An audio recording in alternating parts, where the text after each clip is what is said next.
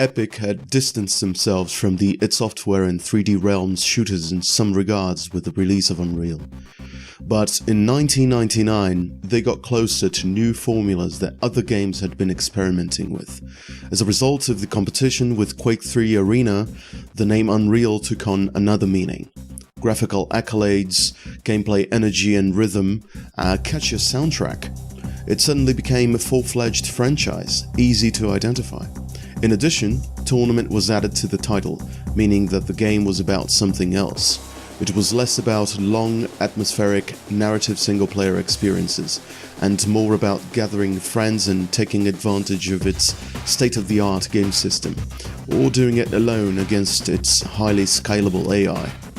All of that was born out of the developer's desire to expand the bot match mode available in the original title.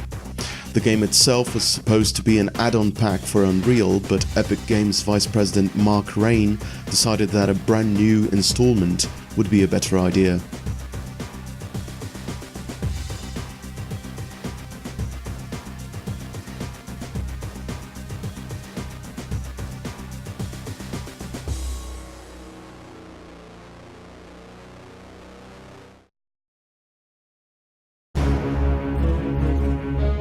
UT99 popularized something that had been essentially underground until that point. Programmer Steve Polge mentions that before Unreal Tournament, multiplayer gaming was something that hardcore players did, and as a result it was intimidating both in terms of getting connected and also in terms of becoming part of a community. And according to Polge, they addressed that by number 1, building an interface that made it really easy for players to get online and play with their friends, and 2, with our really good AI, we were able to give people a taste of what multiplayer was like before they kind of jumped in and exposed themselves to the internet players. Unreal Tournament's mechanics and visuals are remarkable for its format. A lot was brought over from Unreal and it's quite apparent. However, some things were either revised or enhanced. The alternative fire system was somewhat refined, a feature that, to quote technical art director Shane Caudle, changed the genre. The power-up system is virtually the same, keeping items that work well for single-player campaigns but also reinforce the challenge of competitive gameplay, such as the damage amplifier and the big keg of health. Movement features like strafe jumping were kept and became a common defensive asset for both single-player and online modes. Character models were improved, physics still had that impressive quality from the first game, and textures were updated. The story world is simple and is only present so it can bear some resemblance to the setting that the original game had built.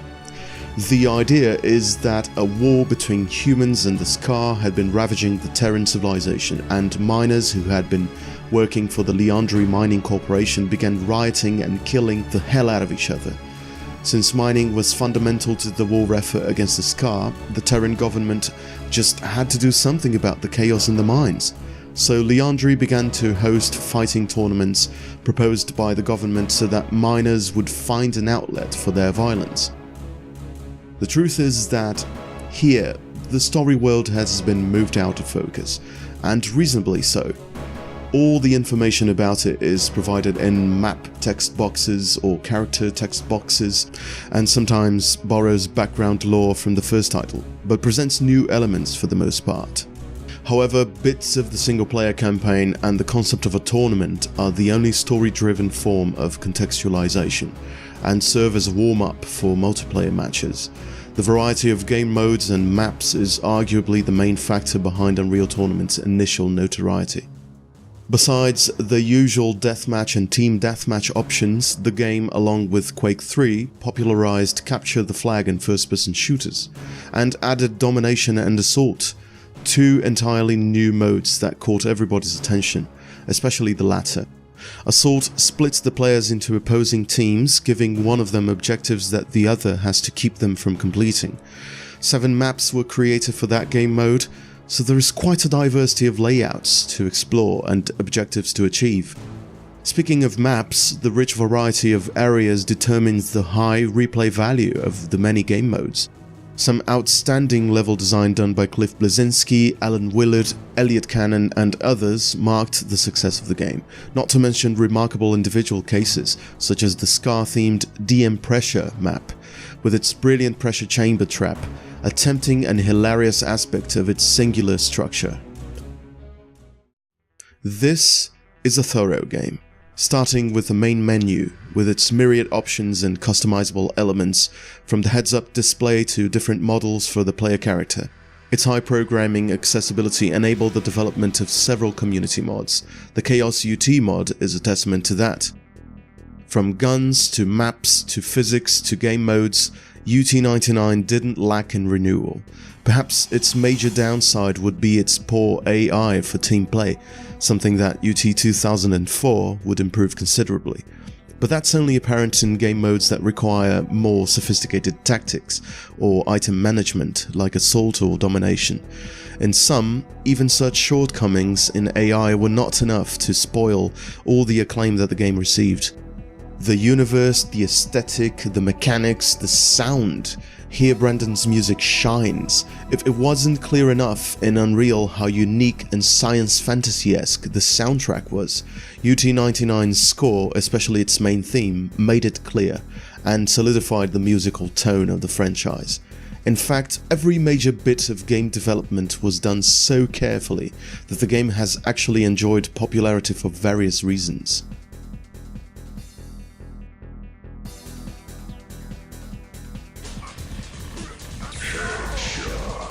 Unreal Tournament was the best idea that could come out of a tentative add-on pack, but Unreal Tournament 2004 had to be something beyond that. By then, Epic had already set the foundation for the development of more mature arenas, and it all came down to perfecting Unreal Engine 2, which had been kick-started by the government-funded America's Army and the not-so-popular Unreal Tournament 2003. The single-player campaign remains the same, although the details are more polished than in Unreal Tournament 3, for instance. Successful missions give the player credits, which are required as a sort of entrance fee for later missions, but also used to hire team members, heal injured ones, and switch maps. Fundamentally, most of the players' chances of winning boil down to the effectiveness of their team members, as well as their individual strategies chosen before the beginning of the match. As for the AI, despite its brilliant adaptiveness to specific team mentalities, like the fearless aggression of the Iron Skull or the defensive strategy of the Corrupted, it sometimes fails to execute basic tasks, such as driving vehicles decently. The maps themselves became more complex than the ones in UT99, offering more variety of space layouts and simplifying the choice for heavily populated maps as opposed to smaller, more dual-oriented ones. Open spaces, narrow corridors, intricate multi-story buildings, underwater areas. Emphasis was put on maps again, and nobody can blame this game for one-dimensional design. It still feels like a tournament, and the brief background stories reinforce the idea. Like its predecessor, this game offers so many possibilities for mods and oddities that drastically change how a map is played on, and it's hard not to appreciate the community's creative work that comes with that. Another improvement was the addition of new game modes and arena styles. Capture the Flag is back, bringing the same features and similar maps. Domination is now double domination. Instead of 3, just 2 control points have to be tagged by one of the teams so that a countdown starts. If the counter reaches 0, the team that controls both areas scores a point, which adds the sense of urgency that was not strongly present in the original domination mode. Assault is also back, but a bit more unimaginative this time. The missions, which had unique goals and map layouts in UT99, now feature much larger maps and simpler waypoint-based objectives. Traversing open areas while dodging projectiles from enemy turrets may be fun, but this structure gets monotonous pretty quickly, perhaps with the exception of AS Convoy, a mission that focuses on platforming and fast movement to avoid airstrikes with quick courses between objectives. It's all a matter of level design, really. And then there is Bombing Run, a brand new game mode in which players from opposing teams have to carry a sphere to the other side of the arena and run through a hoop to score 7 points or toss the object through it for 3 points. It's basically a lethal version of American football. The player can't attack while they have the ball, which makes team gameplay more instigating. They can pass the ball, although simply throwing it forward can be a way to gain time or avoid being swarmed by opponents. Bombing Run is probably the most notable innovation in the game, along with the inclusion of vehicles, which are part of some assault missions, and featuring a capture the flag mode of their own. UT 2004 expanded the story world set by UT 99, but not much and not in new ways. There are new planets and species, all detailed in characters and maps' background profiles. Exposition is done through passive textual narratives, that is, the same info dump seen in the original Unreal Tournament. Very little is depicted in the maps themselves apart from aesthetic aspects of the areas, exactly because this is the kind of game that doesn't benefit from such a narrative depth, something that might hinder its gameplay and the whole purpose of its level design. In terms of power-ups, there is nothing new besides the adrenaline mode. Floating pills are scattered about maps, and picking them up increases the player's adrenaline level, which can be spent by performing movement combinations and activating certain perks such as faster movement, health regeneration, or invisibility. The rest of the items are virtually the same as the ones in the original Unreal Tournament, and work well in both games. It's not an exaggeration to say that UT 2004 is the perfect expansion of Unreal Tournament's content and systems. Developers of arena shooters have had the habit of revamping visuals and physics, as well as adding a few new levels and guns to modern iterations of their classic titles, whereas gameplay tweaks are kept to a minimum. That may be for the best in some cases, seeing as such games rely on community activity, and planning for contingencies following an older, highly popular model whose structure is still widely appreciated may be the safest bet. But what about when it's not? Enter Unreal Tournament 3. This one doesn't feel like a tournament, at least not the single player campaign. Maybe the term tournament transcended fiction and came to refer to the player's world, to the competition against opponents in virtual arenas, who knows. The story world, like the visuals, resembles Gears of War or Warhammer 40k more than Unreal Tournament. The threat of alien domination, the family dramas, the hyperbolic Band of Brothers aura. The campaign portrays a bog-standard resistance story of forgotten and outnumbered soldiers who fight oppressive alien nemesis while shouting extremely bad jokes on the radio, instead of a continuous and contextualized space in which FPS campaigns usually take place. UT3 reuses maps available for multiplayer and instant action modes as setting for single player. In a way, everything previously done in Unreal games now feels overdone. The industrial, techno-gothic architecture, clothing and general aesthetic became repetitive, exaggerated models based on HR Giga's projects, and the vague tournament concept ultimately comes down to the competitive aspect of multiplayer.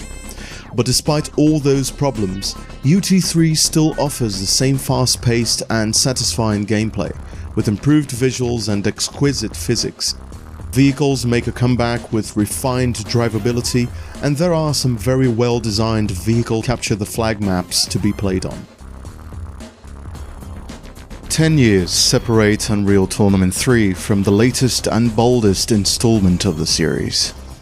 The new UT arrives in a new age of video game making, abandoning the old retail copies and adopting the crowdsourcing approach.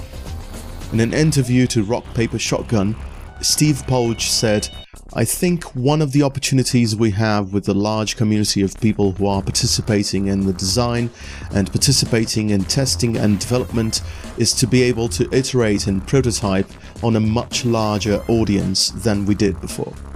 Focused on paid mods for the title's continued funding, Epic will offer new game modes and community-created maps, as well as showcase the quintessential Unreal Engine 4 power. The action, items, level design and systems remain exciting, if oddly similar to previous installments, and however this development approach unfolds will determine whether or not UT is still deserving of its reputation after all these years. So, in the end, what does the Unreal franchise stand for? Most would argue that the arena shooter style is the first thing that springs to mind, and Unreal Tournament revolutionized it. Even when experimenting with things that rarely fared well in arena shooters, such as vehicles, which looked spectacular in Unreal Tournament 2004 and are responsible for part of the game's long-standing renown. The original Unreal will be remembered, no matter how eclipsed it has been by the ingenious arena-driven structure of its successors. Perhaps a benchmark in a decade that was crucial for this now uber-popular genre, for it expanded the reach of narrative in shooters. It went beyond the formula that favoured frenzied gameplay, and it has stood the test of time quite well. As for Unreal Tournament, well, it moves on. Its legacy has been gradually established through remarkable map design and a balance between arsenal variety and power-up management. But what considerable changes will the franchise undergo in the future?